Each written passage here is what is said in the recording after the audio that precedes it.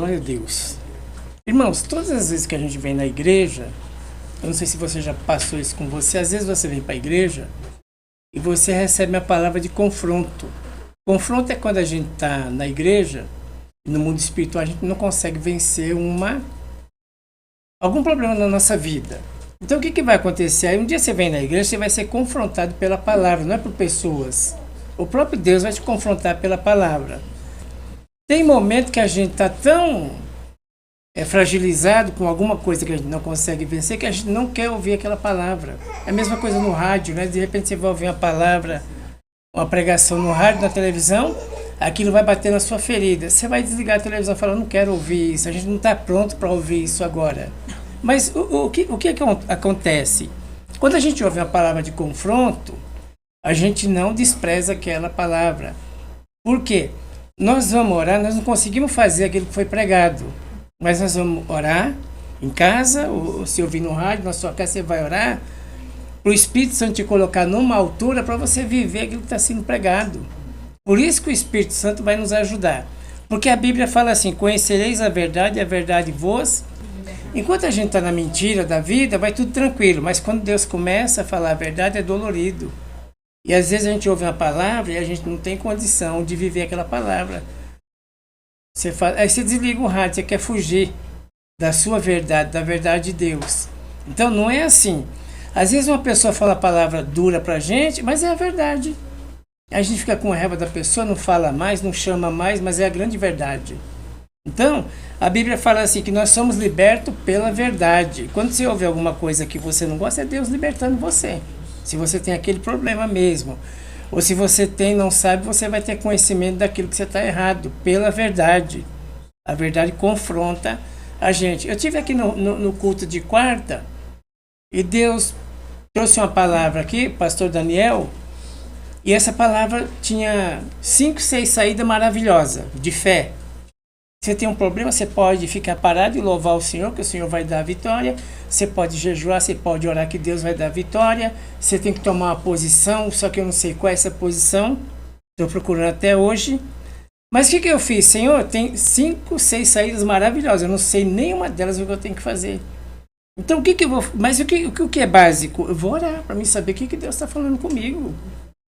Então tem 6 saídas, tudo boa, tudo maravilhosa, tudo de Deus, mas eu não sabia qual delas eu tinha que entrar. Então, mas qual é o princípio? Bom, eu não sei, então eu vou orar e fazer um jejum.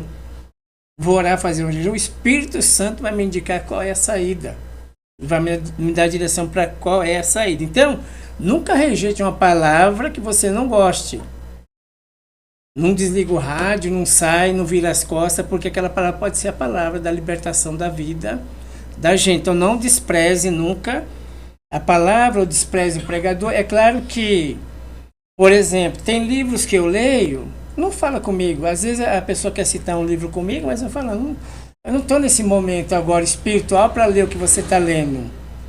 Então esse negócio de ficar indicando livro, às vezes é bom para você, mas não é bom para o irmão. O irmão não está naquele momento que você está vivendo. Eu leio os livros da Joyce, tudo fala comigo, até a capa. Eu vou ler outros livros, eu não consigo ler.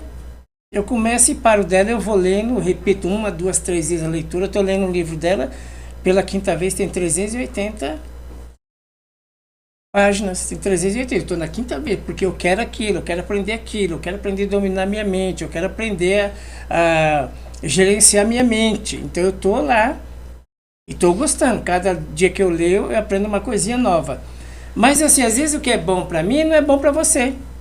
Aí eu vou te dar um livro tal, mas não é bom, né? Você não está naquele momento, você não está naquele espírito, você não está naquela fase. Então, a gente tem que se adaptar naquilo que é bom para a gente. Tem pregador que eu não ouço e alguém quer indicar o dele, mas eu também não gosto daquele tipo de pregação. Então é muito da gente essas coisas, é muito particular. Aquele que você gosta, você vai perseguir, vai ouvir a palavra dele, vai se alimentar. Agora, quem você não gosta, você não vai se alimentar. Então, essas coisas de indicação de livro é muito particular, né? É uma coisa que você tem que estar... Livro é momento que você está vivendo, não é aleatório, então a gente precisa, né?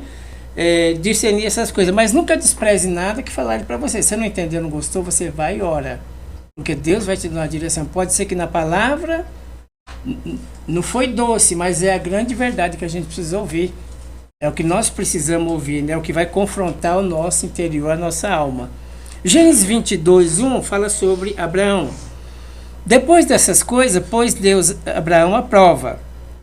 E disse a Abraão: Este lhe respondeu: Eis-me aqui. Acrescentou Deus: Toma teu filho, teu único filho, Isaque, a quem amas, e vai à terra de Moriá e oferece-lhe em holocausto, sobre um dos teus montes que te mostrarei. Levantou-se, pois, Abraão de madrugada, tendo preparado o jumento, tomou consigo 2 de seus servos, Isaque, seu filho, rachou a lenha para o holocausto, foi para o lugar que Deus havia indicado. Ao terceiro dia, erguendo Abraão os olhos, viu o lugar de longe, então disse ao seu servo: Ficai aqui com o jumento, e eu e o rapaz iremos até lá, e havendo adorado, voltaremos para junto de vós. Sacrificar o Isaque. Abraão tinha um único filho que era dele, Isaque. E a Bíblia diz que ele amava o Isaque. Só que Deus pediu para ele sacrificar o Isaque. Às vezes, tem alguma coisinha na nossa vida que atrapalha a gente servir a Deus.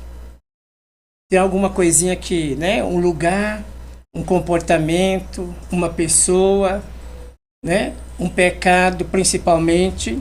Então, às vezes, o que nós temos que sacrificar é o nosso pecado.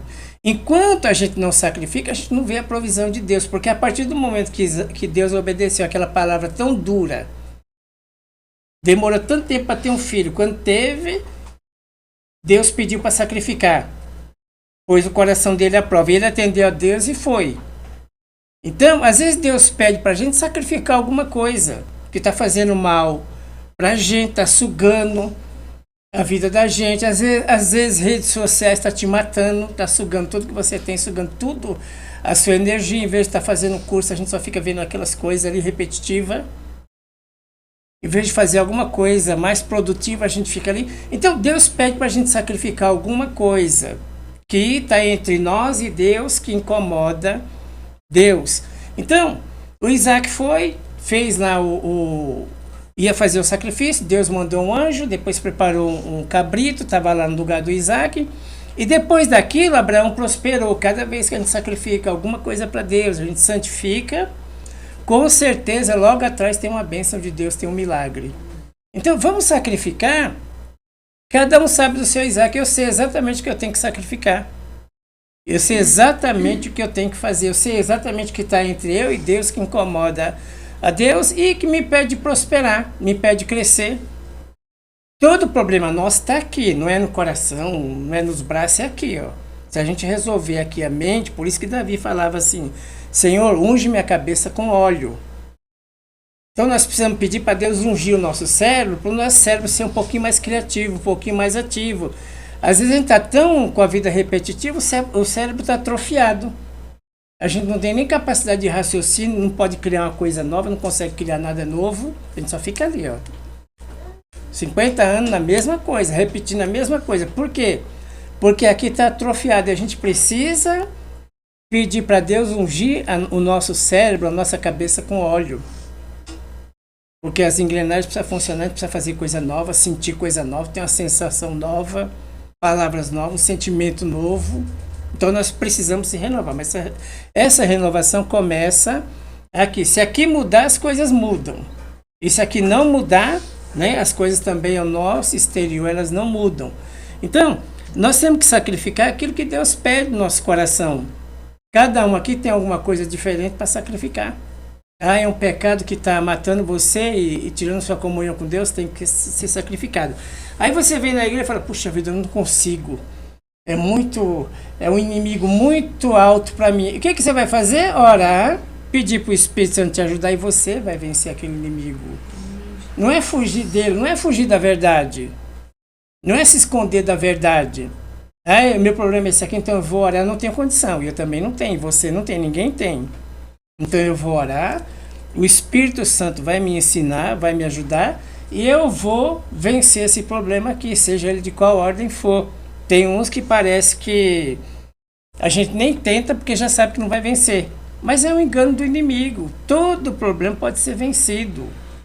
Todos eles. Então tem o que a gente olha, nem vou tentar nesse, deixa isso para lá. Nem fala nisso. Não é esse que nós temos que atacar. É esse que está impedindo a nossa bênção, esse que está impedindo o nosso milagre. Então, seja ele qual for, é mentira, estou mentindo muito? Vai orar a Deus que Deus liberta da mentira, não é desistir. Então a gente chega para Deus e fala, Deus, eu estou triste, porque eu sou congrego tudo, mas eu não consigo fazer essas coisas, estou muito triste com isso. E Deus vai te ajudar, você, na sua tristeza. Deus não vai te abandonar.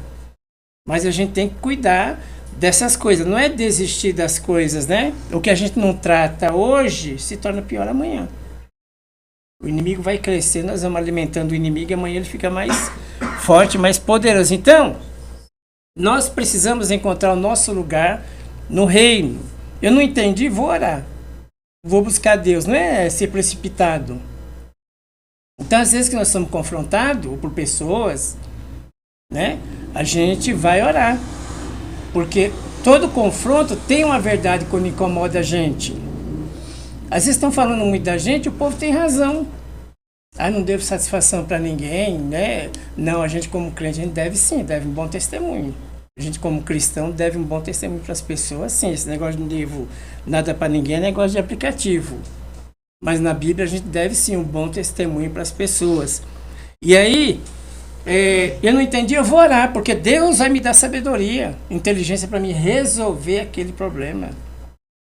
Aí eu estou orando, vou fazer um jejum. Senhor, não estou entendendo isso aqui, então preciso resolver isso aqui. Vou marcar um jejum, vou ficar aqui uns dias das 8 até meio-dia, não vou comer nesse horário. Isso move a mão de Deus. Deus torna as coisas mais claras. Deus mostra as coisas, né? Então nós precisamos, não estou entendendo, vou fazer um jejum aqui. Tem 6 saídas para mim quarta-feira, todas elas maravilhosas, mas eu não sabia qual delas entrar. Eu saí daqui tonto, tanta bênção. Todas elas maravilhosas.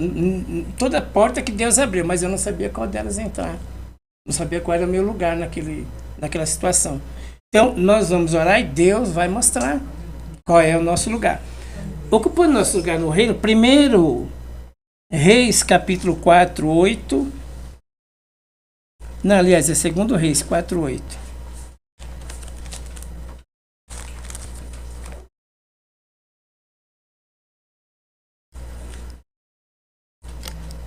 Então nós precisamos aprender qual é o nosso lugar no reino e nós precisamos estar aberto para aquilo que Deus quer fazer, principalmente nos dias de hoje.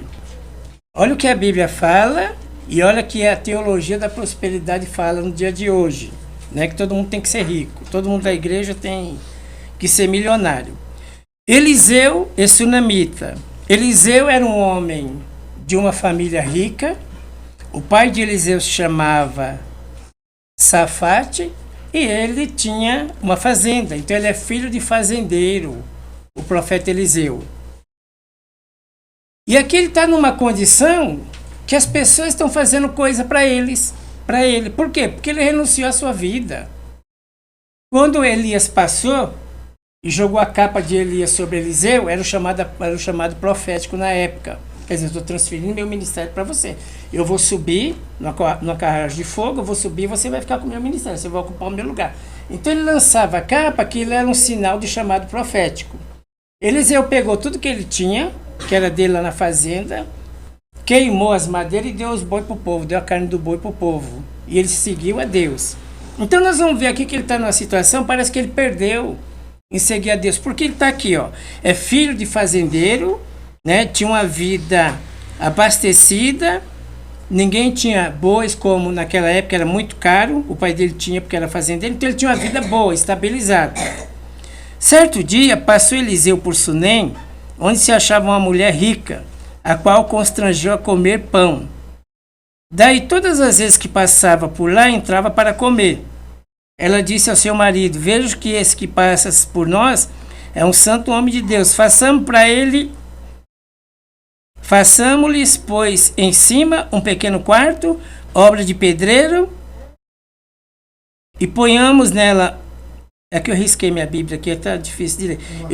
E ponhamos nelas uma cama, uma mesa, uma cadeira e um candeeiro. Quando ele vier, a nossa casa vai te retirar para ali. Então, um homem rico, filho de fazendeiro, tinha bois, Né? E o que acontece? Agora ele está recebendo coisas das pessoas. Ocupa o seu lugar no reino. Ocupa o seu lugar embaixo da vontade de Deus. Sai desse negócio de ficar... Você vai entrar aqui nessa noite, você não vai ser mais... Como é que chama? Que eles falam da carteira, CLT, todo mundo aqui é CNPJ agora, todo mundo vai abrir empresa, sai desse negócio. A Bíblia fala que aparentemente esse aqui perdeu para servir a Deus. Nós precisamos encontrar o nosso lugar no reino de Deus, se nós vamos ficar vivendo uma vida de inveja. Ah, o Pablo Marçal tem tanto, é milionário, né? E o fulano é milionário, nós vamos ficar pobretão.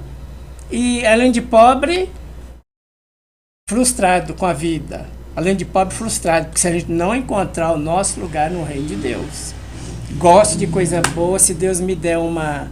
Como é que chama aqueles carrão que os MC tem? Lamborghini, eu vou ficar feliz demais hoje. Um Rolex, uma Mercedes, um Rolex, eu vou ficar muito feliz. Mas eu não estou atrás disso. Se acontecer, glória a Deus, louvado seja Deus. E também pode ser que não aconteça, que você tenha que viver na dependência de alguém. Esse homem era rico. Ele era um filho de um pai rico. Mas aqui ele está numa situação, ó. O senhor está fazendo a obra aí, eu vou dar para o senhor aqui um quarto, vou fazer um quartinho para o senhor. Vou fazer aqui uma aula de pedreiro.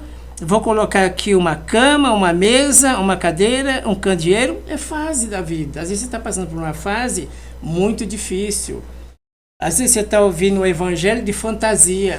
Você vai ser um monte de coisa e só quem fica é o líder. Você fica cada dia mais pobre. Ah, eu vou fazer aqui um... Como é que chama? A palestra lá? Fazer o quê? A palestra, como é que chama? A palestra, ela tem um... Hã? Não, tem a palestra que eles dão nome. Seminário? É um seminário, mas tem outro nome ainda. Imersão. Imersão, é por aí. Aí você paga 250, tá? Para sentar na frente, aí 230 é mais atrás, um pouquinho, 50 é lá fora. Só quem fica rico é o cidadão, você fica cada dia mais pobre. Você tem que ocupar o seu lugar no reino. Sabe qual é o lugar do Eliseu no reino? A mulher olhou para ele, vou fazer uma cadeirinha para o senhor, um quartinho aqui, uma mesa. Mas ele é filho de rico, mas ele aceitou a condição para servir a Deus. Aceita a condição que Deus colocou. Você seja fiel no mínimo, sobre muito eu te colocarei. Para de ficar triste porque você não tem isso, não tem aquilo, porque agora, antigamente eu tinha, né? Aí eu tinha casa, eu tinha carro, eu tinha tudo, hoje eu não tenho nada. Aí você vai ficar chorando, não vai adiantar nada. Vai chorar dentro do guarda-roupa e Deus não vai escutar nada. Não, agora eu não tenho, glória a Deus, louvado seja Deus, porque eu tenho saúde, obrigado Jesus. Porque todas essas coisas aí, irmão, nós vamos parar no cemitério com as pazinhas de terra na cara. E tudo vai ficar. Então não adianta a gente ficar gastando a nossa energia com isso. Se Deus quiser que você tenha, você vai ter. Amanhã você amanhece milionário. Mas enquanto você não tem, para de reclamar, para de murmurar. Eu também tinha. Já foi, não tem mais, acabou. Eu aprendi uma coisa. Meu futuro começa a partir do momento, amanhã cedo, quando eu abri o olho, começou o futuro. Deixa passado para trás. Amanhã, quando eu abrir, eu vou dormir hoje. Eu estou vivendo o presente, eu vou dormir. Quando eu acordar amanhã, vai começar o meu presente amanhã de novo. Quando você abrir o olho, começa o presente. Então faz coisas para o presente, deixa o passado. Eu tinha, eu era, nossa, eu gastei um dinheiro errado. E você fica 10 anos atrás, até hoje está na sua mente. Eu emprestei dinheiro para o fulano não me paga. Ora para Deus tirar isso do seu coração, porque ele vai sugar toda a sua energia, o diabo. E ele não vai te pagar e você vai perder energia. Fulano falou isso para mim, eu fiquei muito rancoroso. Ora para você perdoar, porque não vai acontecer mais nada, já foi, e vai roubar toda a sua energia. O diabo vai deixar você fraco. Você não resolve, nem recebe, nem fica forte. Enquanto a gente não libera o perdão para quem nos ofendeu, quem levou coisa nossa e ficar olhando para o passado. Então, nós não podemos ficar olhando para o passado, tem que aceitar com alegria a condição que Deus te colocou hoje. Né? A gente tem que aceitar. Eu estou numa situação hoje, Senhor, eu estou triste porque eu estou nessa situação, mas eu sei que o Senhor pode melhorar, o Senhor pode me dar um livramento. É assim que a gente faz. Não empresta a sua boca para o diabo ficar te amaldiçoando. Quanto mais você reclama, quanto mais você murmura, mais a vida fica pesada. Não tem condições de Deus trabalhar na vida de uma pessoa que vive reclamando, vive murmurando da vida. Não tem condição. Dá uma volta lá no Hospital das Clínicas, olha como você está bem, você vai voltar louvando a Deus. Porque você tem 2 braços, tem 2 pernas saudáveis, você consegue fazer as coisas. E você vai ver que tem gente lá que além de não ter os membros do corpo, ainda não tem um Deus para clamar igual você tem. Não sabe o que vai fazer, só vai esperar a morte chegar. E você tem um Deus que dá possibilidade para a gente sair da onde a gente está. Então nós precisamos aceitar o lugar. Hoje o Eliseu está numa situação que ele está recebendo aqui um quartinho de uma mulher, está recebendo uma mesinha, né? Está recebendo uma cama, uma mesa, mas ele aceitou o chamado de Deus. Você aceitou o chamado de Deus. O problema é que você fica muito ouvindo essas coisas na internet, só de milionário, milionário, milionário. Você não vai ficar milionário, não vai fazer nada aqui, você vai ficar perdido por aí reclamando. Então faz aquilo que você sabe fazer. Usa aquilo que Deus colocou na sua mão. Você vai prosperar com aquilo que Deus colocou na sua mão, não é com o fulano lá, que vai fazer o prédio mais alto do mundo de São Paulo. Você vai prosperar com aquilo que Deus colocou na sua mão. Então você tem que se encontrar, tem que ter um encontro com você mesmo. Obrigado, eu não tenho, Senhor, hoje, mas amanhã eu posso ter. Obrigado, glória a Deus, louvado seja Deus. E você tem que se contentar, você tem que estar feliz com aquilo que você é, com aquilo que você tem.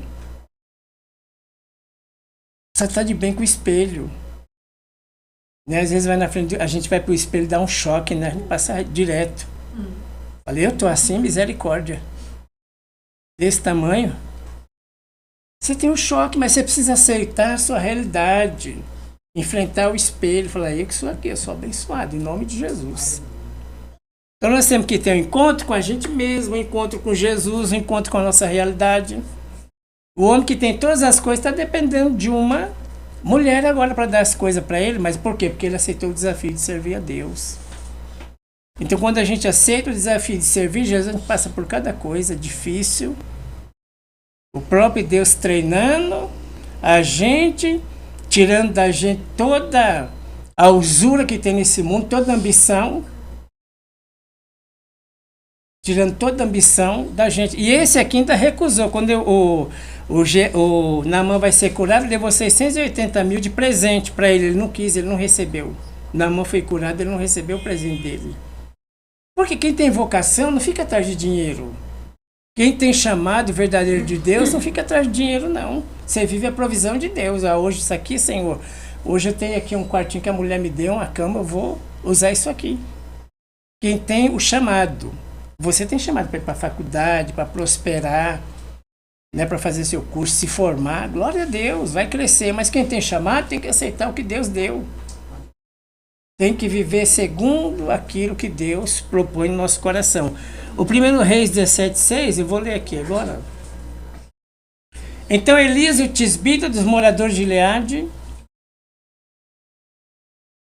e os corvos lhe traziam pão e carne pela manhã, como também pão e carne à noite, e bebia do ribeiro. Então Elias, o profeta, o Eliseu ficou no lugar do Elias. Só que o Eliseu tinha contato com o povo. Então Eliseu tinha contato com o povo. O Elias não tinha. O Elias foi chamado um profeta solitário. Então Elias ficou lá no deserto. Ele ficou lá no deserto 2 anos. E lá no deserto não tem nada, no deserto só tem areia, areia, areia, sol e frio. Lá não tinha nada e Deus mandava os pássaros levar comida para ele. De manhã, né, trazia pão e carne pela manhã, como também pão e carne à noite. Então ele vivia ali por 3 anos, por 2 anos viveu nessa situação. E Elias... pode deixar lá. E Elias era um profeta solitário.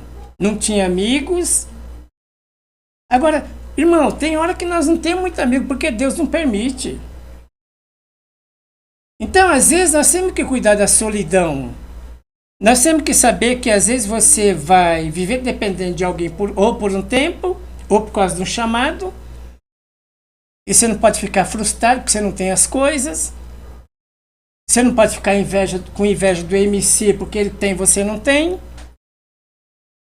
Então, às vezes, nós precisamos encontrar qual é o nosso lugar. no reino de Deus. Aqui Elias, Deus chamou ele para ser solitário, ele não tinha muitos amigos. A gente fica reclamando, eu não tenho muitos amigos, eu não tenho, né? Eu vivo só na solidão. Uma das coisas acontece, ou a gente é ruim de papo, ninguém tolera a gente, ou a gente é muito chato na vida, ninguém quer ficar perto da gente, ou é um chamado de Deus para você ser um profeta solitário. Deus vai alimentar você, né? Vai alimentar você, você vai ser um profeta solitário. Por quê? Porque o teu chamado não é ficar milionário, o teu chamado é confrontar os reis, como Elias fazia. O maior chamado de Elias e de Eliseu não eram os milagres, era os confrontos com os reis lá de Israel. Então, às vezes, você vai ficar um pouquinho solitário, mas você tem que aprender a lidar com a solidão. E quando você não aprende a lidar com a solidão, o que você vai fazer? Um vai buscar, eu estou muito solitário, estou muito triste, ninguém liga para mim. Um vai buscar refúgio na maconha, outro vai buscar refúgio no crack, outro vai buscar refúgio no sexo, porque está solitário. Então, a gente precisa aprender a lidar com a solidão, que às vezes tem solidão que é de Deus, para a gente crescer, para a gente amadurecer, para a gente se desenvolver como pessoa, como homem, como mulher. Então Elias era um profeta solitário, o passarinho levava água para ele 2 anos. E o desafio é esse, é você aceitar, servir a Deus segundo como Deus quer que você sirva. Você encontrar o seu lugar dentro do reino. Para de fazer comparações. Se você fizer comparações, você vai morrer espiritualmente. Se você ficar olhando o que os outros têm, você vai morrer espiritualmente, vai ser um frustrado, um decepcionado. Você vai estar vivendo aqui, quando você tinha que viver aqui embaixo, a realidade, os pés no chão. Você vai estar vivendo nas nuvens, fazendo comparações com outras pessoas. Fulano tem, eu não tenho. Então fulano não merece, tem, eu que mereço, não tenho. Vamos ocupar o nosso lugar na terra, vamos ocupar o nosso lugar no reino. Deus fez isso aqui solitário. Você não vai ter amigos, os corvos vão levar pão e carne pela manhã, como também pão e carne à noite, e vai ter areia, e o sol de dia é escaldante, à noite é frio acima de 50 graus, você vai ter isso. Então vamos ter o que Deus quer que a gente tenha, vamos se alegrar, parar de reclamar, por que eu não sou assim, por que eu não nasci assim, por que eu não nasci na família Bravanel. Ele nasceu, nasceu na família Silva, agora aguenta. Ele não é uma Bravanel.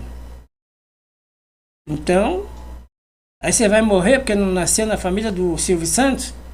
Não, você vai viver, e vai viver como Deus quer que você viva, vai aproveitar o seu tempo. Aproveite mais sua vida. Então, ele era um profeta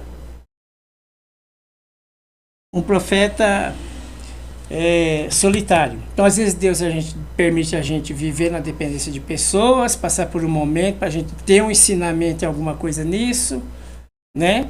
Deus quer que a gente sacrifique o nosso Isaac. Você percebeu o que está atrapalhando você e Deus? Às vezes pessoas, às vezes amigo, amiga, lugares. De repente a gente vai em lugar que Deus não quer que a gente esteja ali, não é bom. De repente um pecado que escraviza, né, a vida da gente, fica batendo, martelando, deixando a gente triste, decepcionado, sugando a nossa força. Daqui a pouco a gente não tem força para nada, nem para levantar, nem para tomar banho. Porque o inimigo fica sugando a vida da gente, né?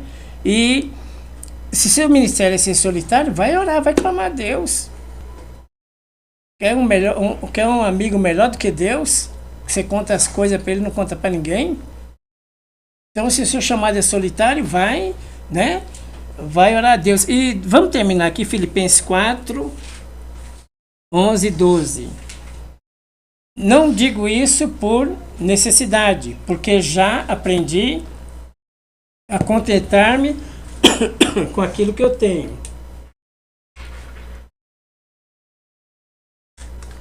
Sei estar abatido, sei também ter em abundância, com toda maneira de todas as coisas estou instruído, tanto a ter fartura como a ter fome. É a mesma coisa que o profeta Eliseu. É a mesma coisa. Esse é o apóstolo teólogo, esse é o apóstolo rico. Quando ele era Saulo, ele era filho de fariseu e tinha uma família rica. Pelo menos 4 línguas o Paulo falava. Então nós estamos falando de uma pessoa muito inteligente, uma pessoa com muito conhecimento, mas ele está aqui, ó. Eu entreguei minha vida para Jesus e eu sei também estar abatido. Tem dia que eu estou abatido, tem dia que eu estou em abundância, tem dia, em toda maneira estou, e todas as coisas estou instruído, recebi instrução, sei ter fartura, tem dia que tem dinheiro, crente, tem dia que crente não tem dinheiro, tem dia que crente tem fome, tem dia que crente tem demais, tem dia que crente padece necessidade, aí quando recebe um dinheirinho, aí quebra o carro, ele fala, vou fazer uma coisa agora maravilhosa, chegou o dinheiro, o carro vai e quebra. Crente é assim. Agora, o que Deus quer? Que a gente seja instruído em tudo isso. Glória a Deus, louvado seja Deus. Dai graça por todos, seja feliz, seja contente. E nós temos que adquirir esse espírito para não ser um frustrado, um decepcionado, um desiludido com a vida, como muita gente é, para não se entregar. E uma das piores drogas também é quando a gente se entrega para tristeza, quando a gente se entrega para depressão.